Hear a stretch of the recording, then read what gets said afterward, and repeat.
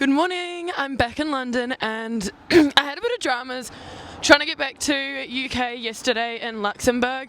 So 2 days before I was leaving for Luxembourg, came across a thread on Facebook and someone was like, this is the timeline of doing my visa extension on a tier 5 work mobility visa, and I was like, what do they mean, like timeline?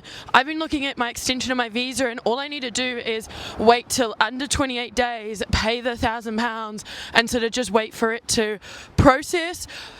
And then I looked into it more and it was like processing can take up to 8 weeks and in this time you can't travel. And so then I was freaking out because I'd already started the application but I hadn't finished the application. So I was like, are they going to let me into Luxembourg because my visa status might go from sort of confirmed to processing. So I didn't finish the application and I got into Luxembourg all okay, which was amazing. And then on the flight back, the lady was like, where is your ETA or your e-visa? And I've done an e-visa, but the UK immigration website is so hard to navigate.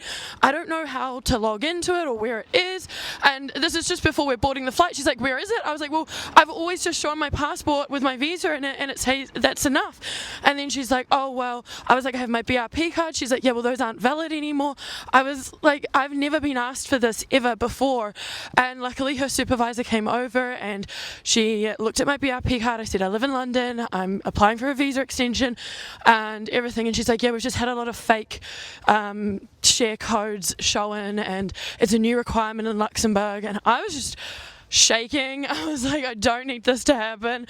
There's like, obviously I would deal with it, but like when you're just like denied entry on a flight, it is so anxiety provoking. I've had it happen like a couple of times, all to visas.